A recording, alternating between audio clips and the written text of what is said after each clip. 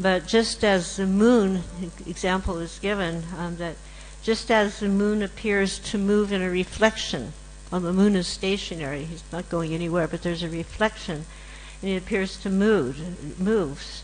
So the conditioned soul's reflection in the material body, it appears to be changing, but the soul is not changing. Soul is unaffected.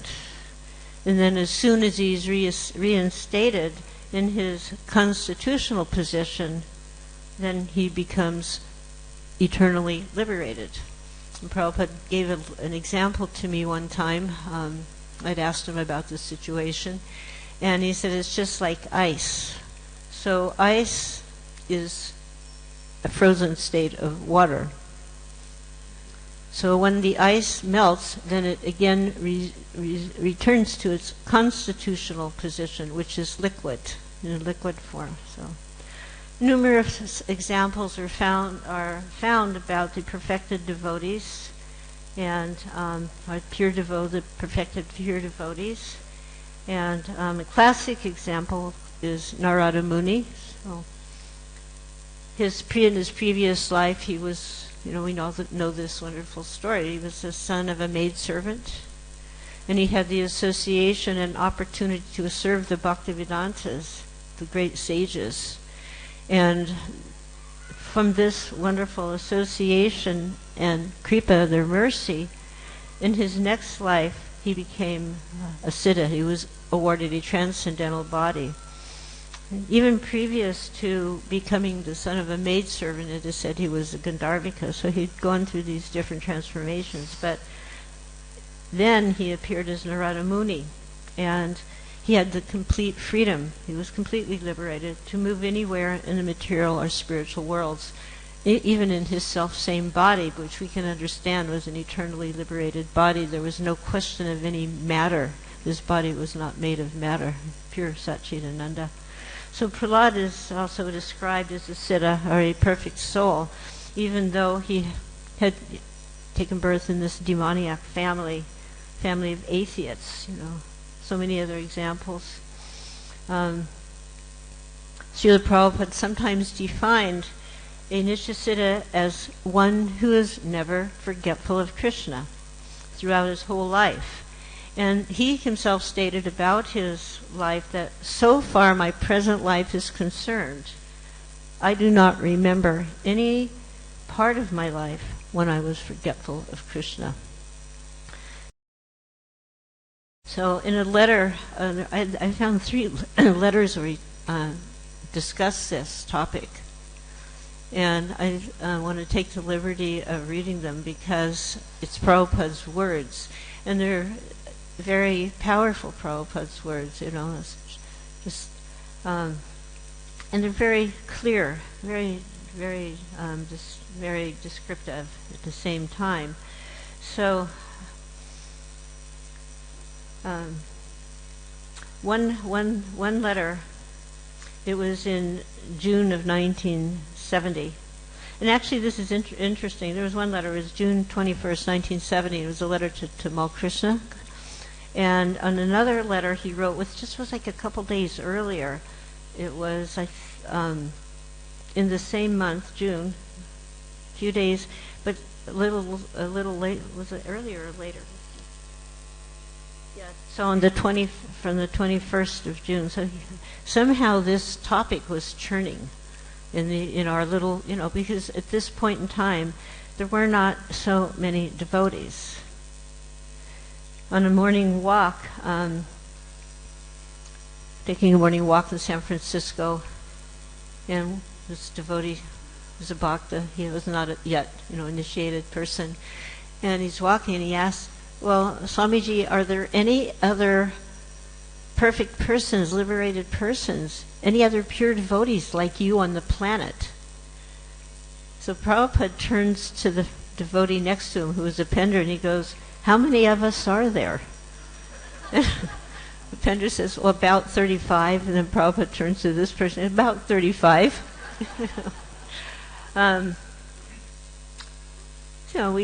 course, we came to understand, immediately we were thinking, wow, we're pure devotees.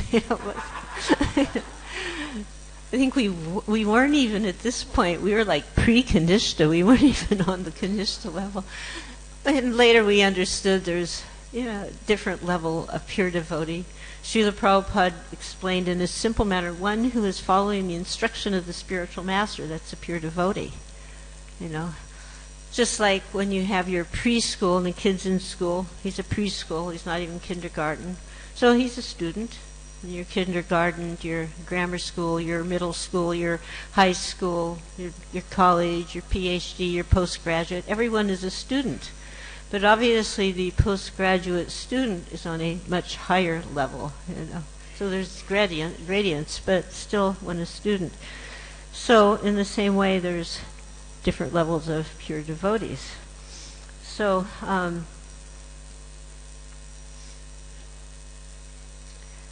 so he stated, in this letter to Tamal Krishna, that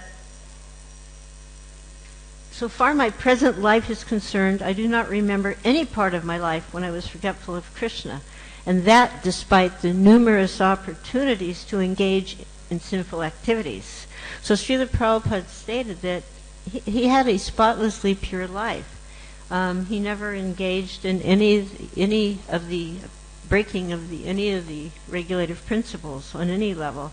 So from his characteristics and his extraordinary endowment, to uplift all classes of people. He was sent here, he came here by his example, he was uplifting all classes of people and teaching us how to become devotees, whether it's in the lower grade of devotee, but once you're a devotee, we don't sit here and start judging people. Everyone here is a devotee. And when all the devotees are together, we are uplifted by the more realized devotees. Of course, we're very glad to be around them, but still, everyone is devotee. So persons who have achieved an eternal blissful life exactly on the level of Sri Krishna are able to attract the Lord by their transcendental loving service, and they're called eternally perfect, this Nityasiddha. That Prabhupada said, that is the technical name, Nityasiddha. And there's the two classes of living entities, the Nityasiddha, the Nityabadha.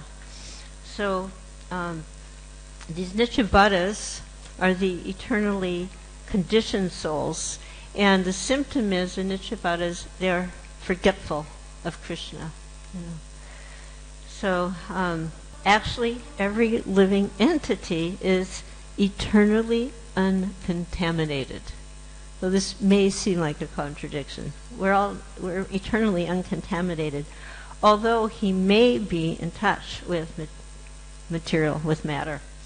So this is, Prabhupada said, this is a version of the Vedas, and the living entity is uncontaminated. And then he gives a nice example. Just like when a drop of oil in the water, you can immediately distinguish the oil from the water, and the water never mixes with the oil. So similarly, a living entity, although in material contact, is always distinct from matter.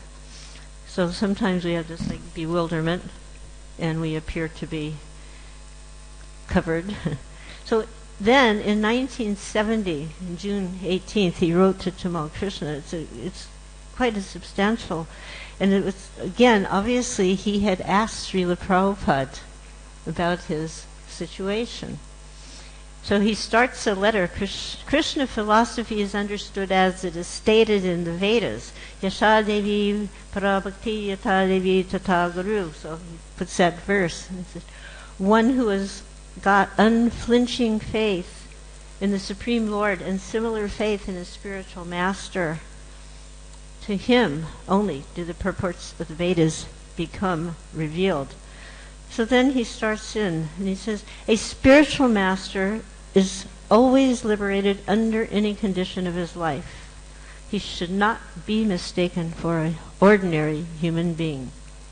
This position of a spiritual master is achieved by three processes, and he names again the sadhana siddhi, the kripa siddhi, and of course the nitya siddhi. So this means one who is liberated executing the regulative